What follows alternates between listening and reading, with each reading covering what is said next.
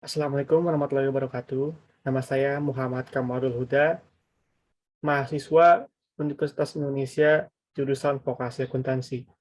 Halo teman-teman semuanya, saya akan mengajar tentang materi SMP yang berhubungan dengan negara-negara ASEAN. Dalam hal ini judulnya yaitu Kondisi Alam di Negara-negara ASEAN. Salam kenal, dan langsung saja kita ke pelajarannya. Yang pertama yaitu kondisi alam negara-negara ASEAN ya teman-teman. ASEAN ini kebanyakan negara-negaranya itu negara tropis.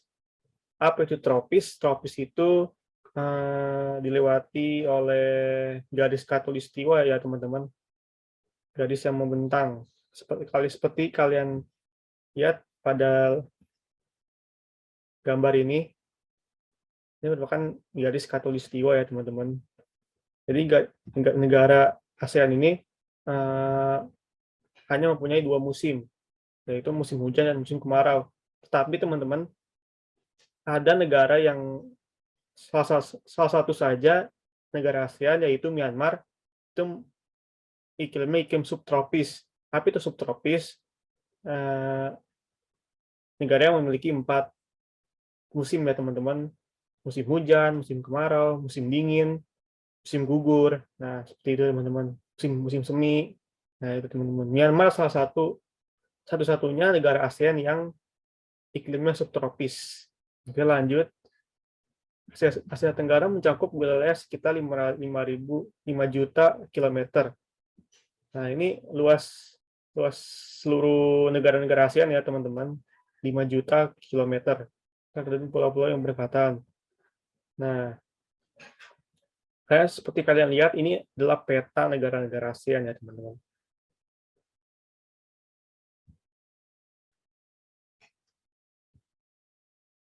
Nah, ini adalah peta negara-negara ASEAN, teman-teman. Negara-negara ASEAN ini adanya di bawah, di selatan, berbatasan dengan Cina ya, teman-teman, negara Cina ya. Nah, ya, seperti ini teman-teman ya, kondisi top peta negara-negara ASEAN. Oke, kita lanjut.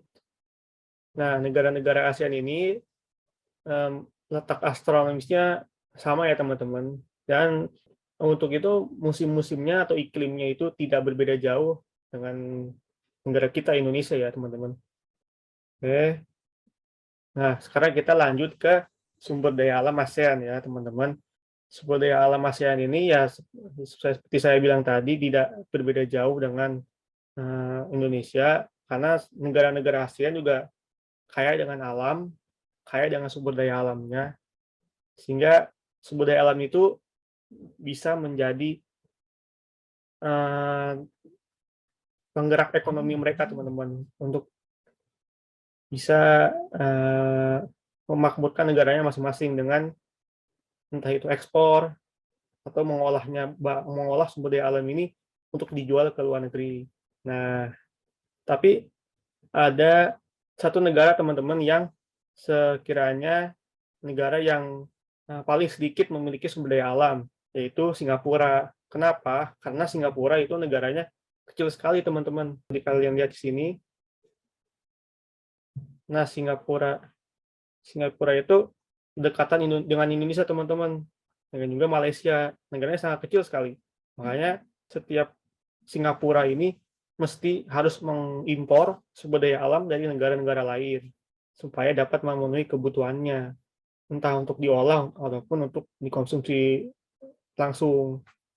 Seperti itu teman-teman. Negara ASEAN ini kebanyakan kaya dengan alam teman-teman.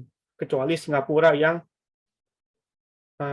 tanda kutip paling sedikit, atau ya paling sedikit sumber daya alamnya sehingga mengharuskan mereka untuk impor. Nah, seperti ini kalian lihat teman-teman, sumber daya alam ASEAN ini banyak sekali, salah di antaranya itu yang pertama hutan. Nah, hutan ini di ASEAN itu 50, lebih dari 50% teman-teman ditumbuhi oleh hutan. Sebab itu di ASEAN ini negaranya beriklim tropis, teman-teman. Ada hutan hujan tropis, ada hutan musim tropis, hutan belukar, hutan gurun, dan lain sebagainya. Nah, terus sumber daya alamnya yang selanjutnya apalagi? Yang kedua, pertanian. Banyak sekali teman-teman negara ASEAN ini yang penggerak ekonominya itu melewati pertanian, termasuk Indonesia. Nah, di negara-negara Asia Tenggara kecuali Singapura. Nah, ini teman-teman, Singapura, Brunei Darussalam. Nah, seperti ini teman-teman. Karena kecuali Singapura nih yang yang paling sedikit sumber daya alamnya, karena negaranya sangat kecil dan agak sulit untuk bisa bertani atau berkebun, teman-teman. Nah, dan bisa kita lihat teman-teman, negara penghasil padi yang utama yaitu Indonesia, Thailand, Myanmar, dan Vietnam. Bahkan dari Thailand, Myanmar, dan Vietnam juga diekspor. Nah, ini teman-teman, hampir semua negara ASEAN itu bisa menghasilkan padi, teman-teman, dari hasil pertanian. Nah, eh, masih banyak lainnya, ya tidak termasuk padi sih, teman-teman. Ada karet juga, kelapa sawit, terus ya hasil-hasil perkebunan, teman-teman. Hasil perkebunan, no, daerah utama penghasil tebu, tebu, dan lain sebagainya ya, teman-teman. Hasil pertanian, hasil perkebunan banyak di negara-negara ASEAN ya. Tebu, gula, jagung, beras, karet, kelapa sawit, nah dan lain sebagainya ya, teman-teman. Oke, lanjut. Nah, yang ketiga ini, sumber daya alam ASEAN yang ketiga ini yaitu bahan tambang ya, teman-teman. Nah, ini yang paling dicari teman-teman ya. Karena eh, negara Indonesia juga termasuk pengekspor pengekspor terbesar juga untuk bahan tambang ya, teman-teman. Hmm. Nah, bahan tambang yang dihasilkan dari negara-negara ASEAN ini banyak sekali, teman-teman, dari jenis logam, non-logam, dan juga bahan bakar seperti kalian lihat.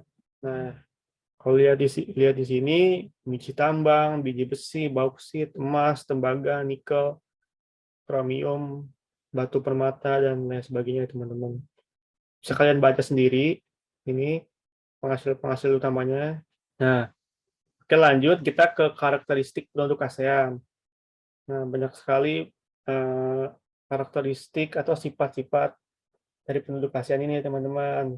Entah itu seperti Indonesia, contohnya Indonesia kan kebanyakan Melayu. Nah, di Malaysia juga Melayu. Mungkin bisa campur, bisa dari ras Cina, ras Korea, ras India juga ada, teman-teman. Jadi, para ASEAN ini campur, teman-teman.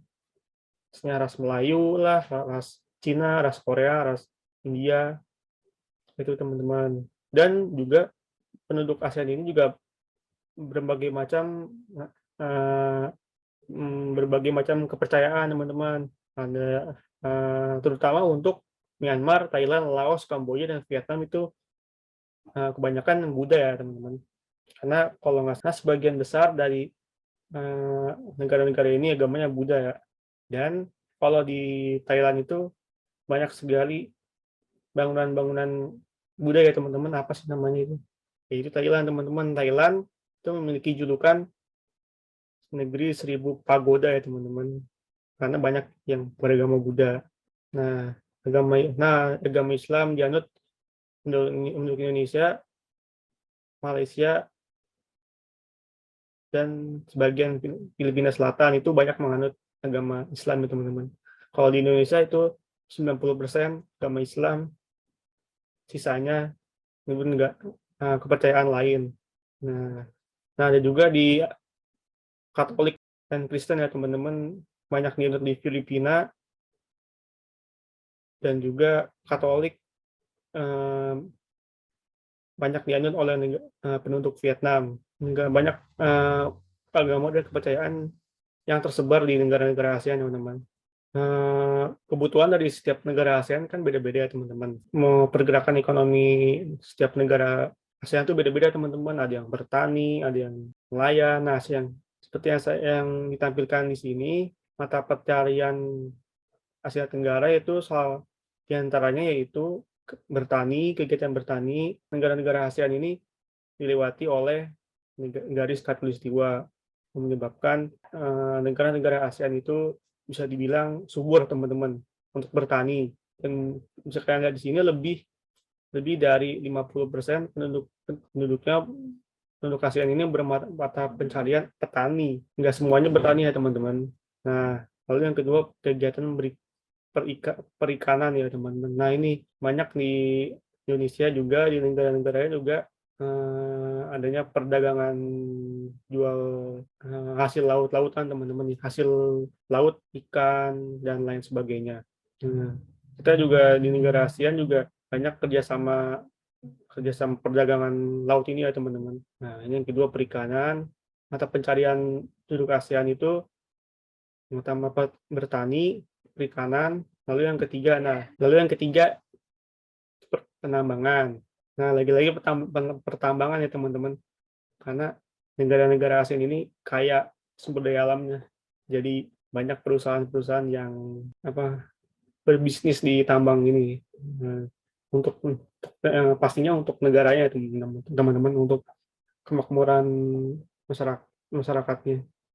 Nah, penambangannya yaitu teman-teman bisa minyak bumi, emas, batu bara, tembaga, timah, dan lain sebagainya. Biasanya masyarakat juga suka menambang ya teman-teman, skala kecil ya. Nah, pembalakan. Pembalakan teman-teman, pembalakan ini bisa diartikan memanfaatkan kayu hutan untuk diolah kembali teman-teman, bisa entah menjadi kursi, meja, dan alat kebutuhan lainnya teman-teman, tetapi akan direboisasi kembali teman-teman. Maksudnya adalah pohon-pohon yang sudah ditebang itu akan ditanam kembali, sehingga hutan yang tadi dimanfaatkan itu tidak habis teman-teman. Jadi tidak menyebabkan longsor dan juga kekeringan tentunya, dan juga banjir teman-teman, karena tidak adanya pohon-pohon bisa menyebabkan longsor, banjir. Pembalakan di sini memperhatikan alamnya juga teman-teman, tidak sembarangan.